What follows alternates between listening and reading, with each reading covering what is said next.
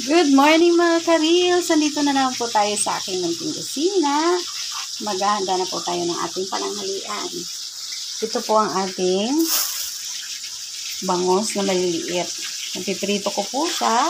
Piprito ko po yan sila. Yan. Tapos, ito po ang aking lulutuin gulay ngayon. Saluyot. Yan, saluyot po yan. O, magaganda po yung dahon niya. Medyo kuluntoy na siya kasi hindi siya nababad yung tubig. At labong. Yan lang po. Dalawa lang naman po kaming kakain nito ngayon. At yung aking bunso ay hindi makakaabot ng gulay. Kaya pritong bangos na lang muna ang kanyang ulam ngayon. Ayan.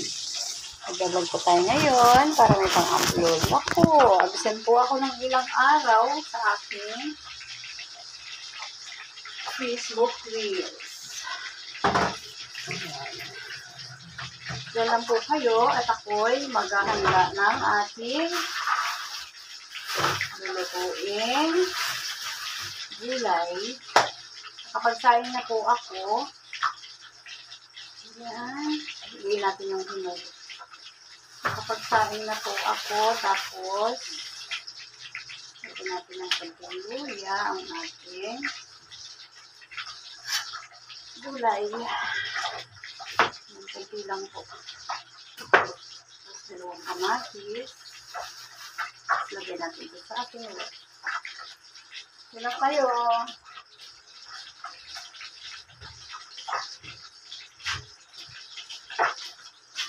Ayan po ang ating ulam for today. Happy Friday sa inyong lahat. Ito po ang ating saluyot. Hihimayin na po natin. Ang saluyot ay marami daw pong benefits sa ating katawan, sa ating kalusugan. Ang okra naman po ay pangunahing ang tawag doon sa matataas ang sugar. Yan po ang tawag doon. First medicine sa ating ang control ng ating sugar. Maraming remedyo para hindi mabilis tumaas ang ating sugar, pero dahil sa Pilipino po tayo, matakaw po tayo sa kanin. Ayan, kaya ako hindi ko po naiiwasan talagang kumain ng maraming kanin. Kahit ganito lang po ang ulam natin. Hindi po talaga ako kumain ng kanin, kaya medyo mataas po yung aking sugar. Yan. Bakit kasi nauso po yung sugar? Noon naman, wala namang uso yung sugar. Pag nagkasakit noon, sabihin kinulang. Pero ngayon, dahil marami na tayong mga doktor na nakapag-aral na ng kung ano-anong mga sakit, kaya lumalabas na kung anong dahilan kung bakit tayo nagkakasakit. Kaya ganun naka-high-tech tayo ngayon. So, ito po ang ating masustansyang saluyot.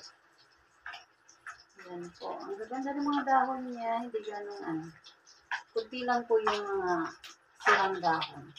Siyempre, pag sira yung dahon, hindi ko na po sinasali kasi tira-tira na po yan ng mga insekto. Yan. Okay na.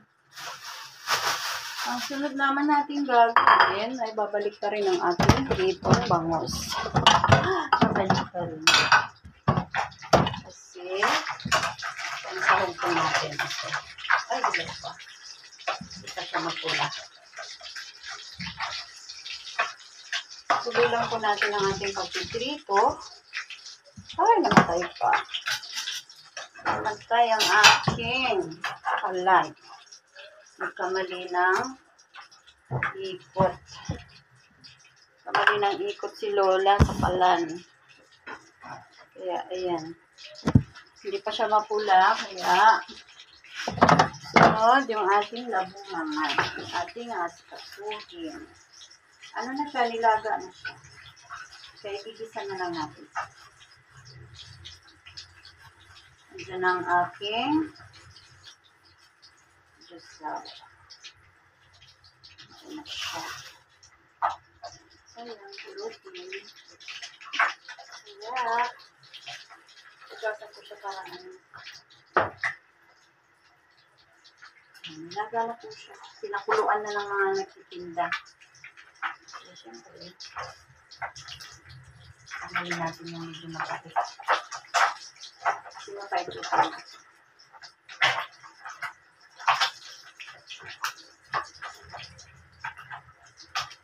Ayan na po. Ayan na po. Nakalili na.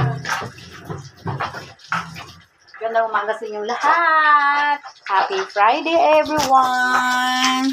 Latest vlog po natin to. Tagal ko pong hindi nakapag-upload. Bye!